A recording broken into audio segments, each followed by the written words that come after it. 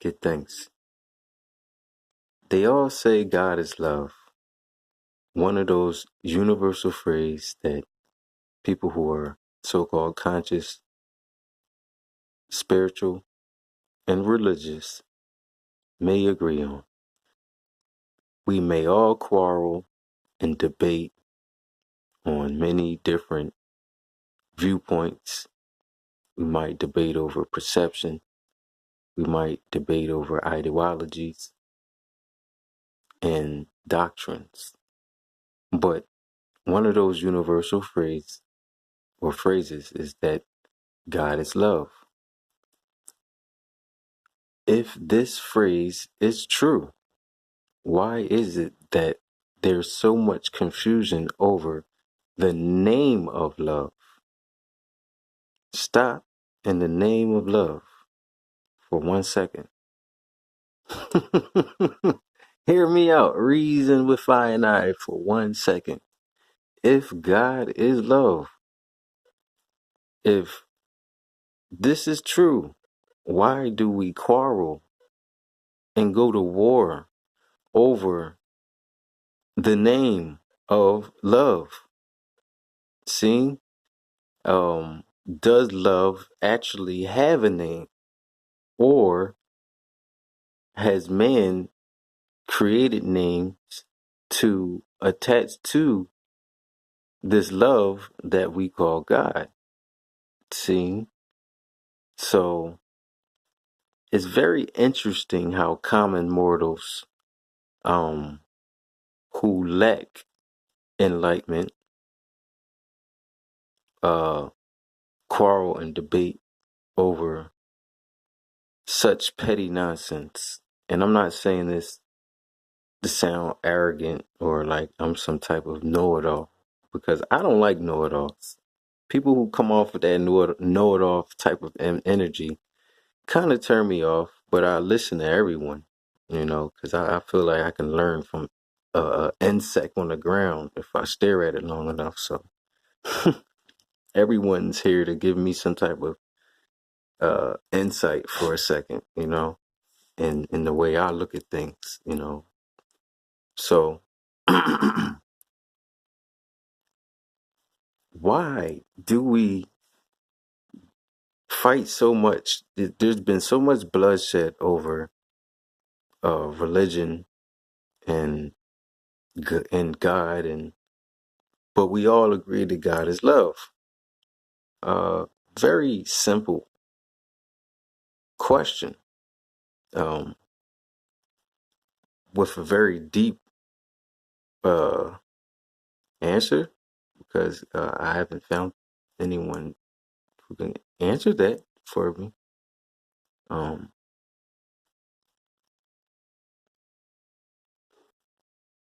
My indigenous people have gotten so galactic and quantum on us at these times that kind of skipped over like the first degrees of the basics. See?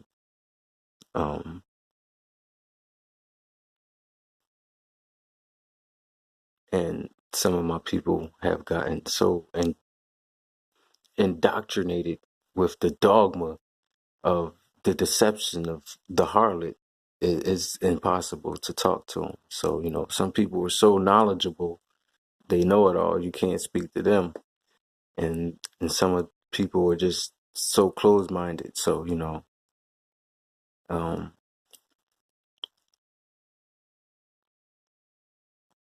Nyabingi is deaf to the Ptolemaic deception and the reign of the Ptolemaic dynasty by the ways of exposing the deception of the Ptolemaic dynasty. See? Now,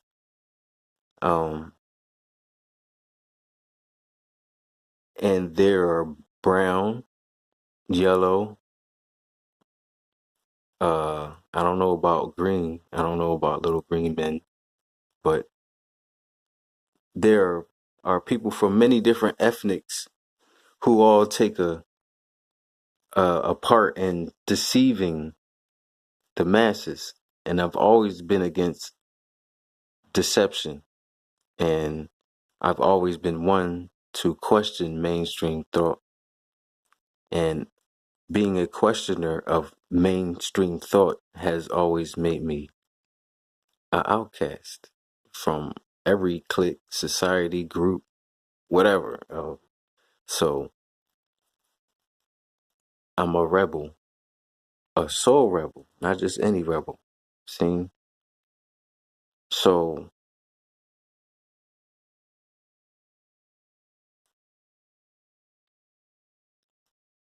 there are 99 different attributes of love.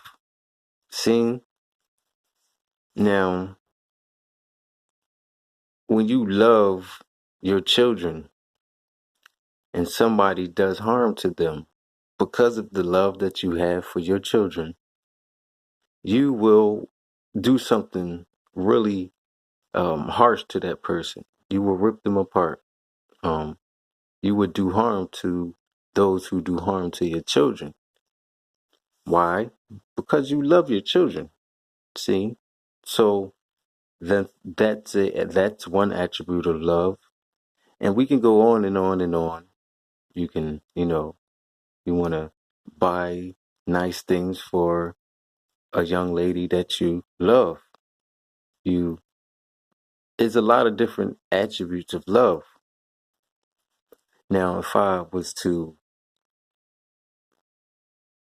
paint a different picture for each attribute of love, later on, people would think that, it's more than one love. See? So they would also be like, well, that's not monotheism. That's polytheism because it looks like there's multiple different deities that they're worshiping. It's like a type of a cult or some type of a pagan type of thing. but anyway, sorry for using that annoying voice, but I had to make sure that you were paying attention. See? Um,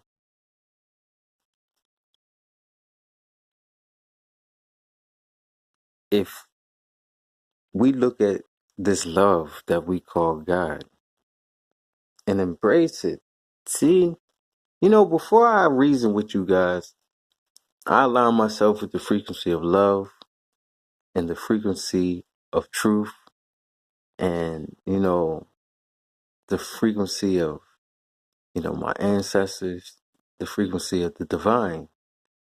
And the truth is, the divine, or what we call the divine, really needs no name. See?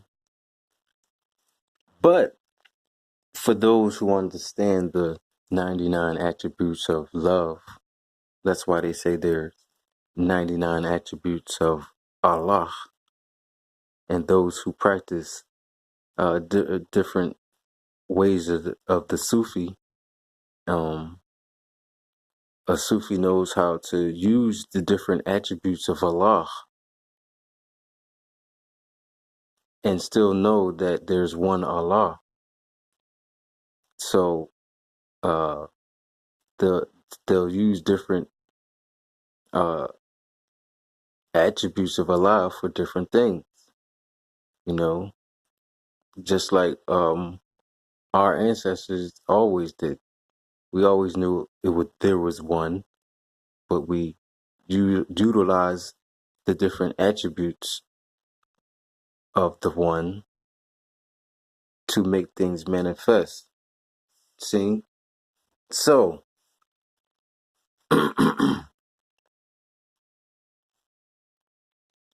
this is a picture with or a candle with a picture on it.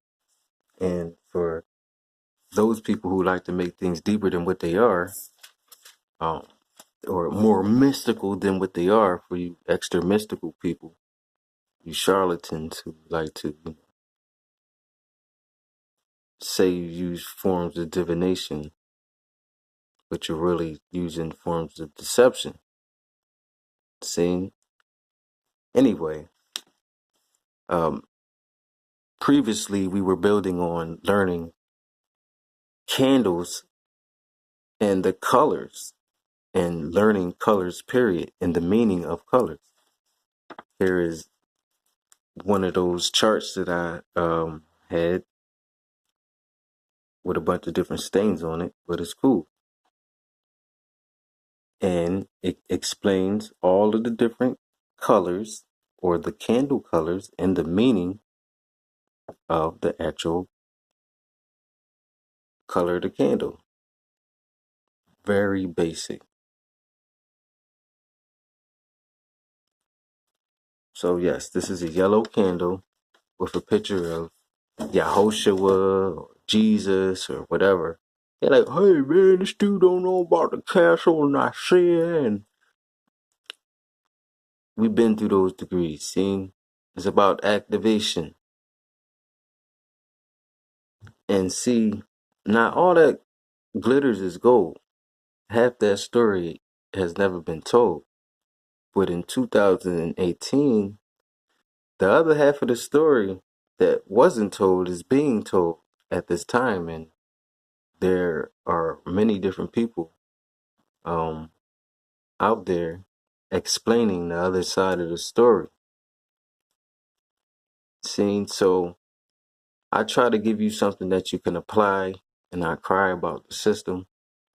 And sad enough without your woes now. You hear me?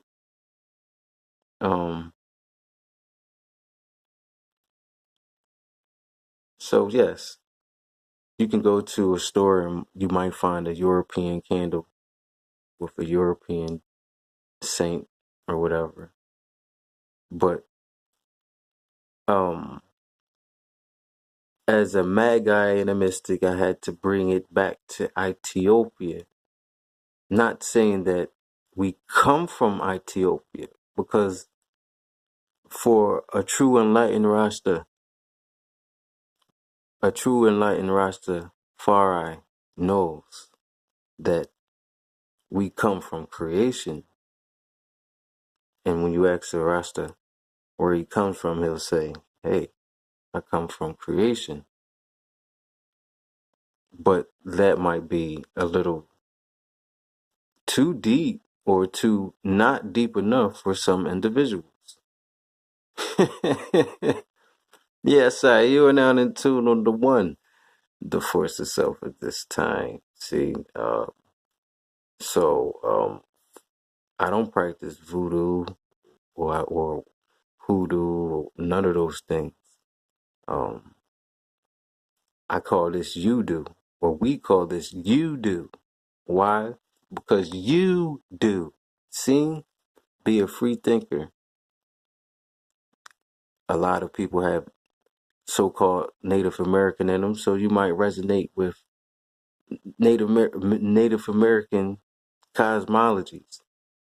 You know, the things that are entangled in your DNA, you might resonate towards that, since we are a mixture of so many different cultures and many different people. So, for those griots and historians who had to take it back to the root, then activate it. That's you do. See? Don't do what I do what you do. That's you do. Be a free thinker. And for those who do know the historical aspects of, you know, how these different schools of thought came about, that's good. Now activate it. See?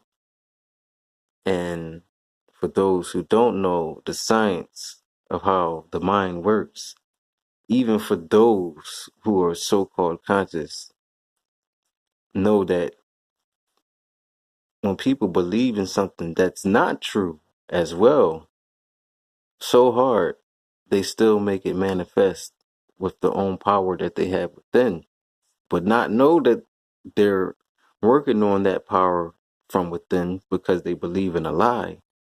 But the mind is so powerful when you believe in that lie long enough, even that becomes a god.